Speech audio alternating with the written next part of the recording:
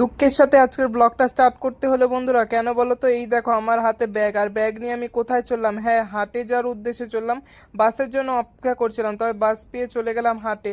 হাটে গিয়ে দিয়ে কত হাঁস কত মুরগি। আজকের হাটটা বেশি ভালো ছিল না, পায়রাও ভালো উঠেনি। তাও কি করবো, আমার কবুতরগুলো জানি না কি হয়েছে, আনার পর থেকেই ঝিমাচ্ছিল, অসুস্থ প্রায় ছিল।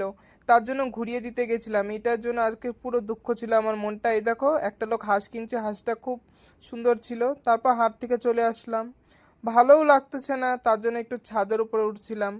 আর আমাদের বাড়িটা দেখো, ওই যে আমাদের বাড়ি।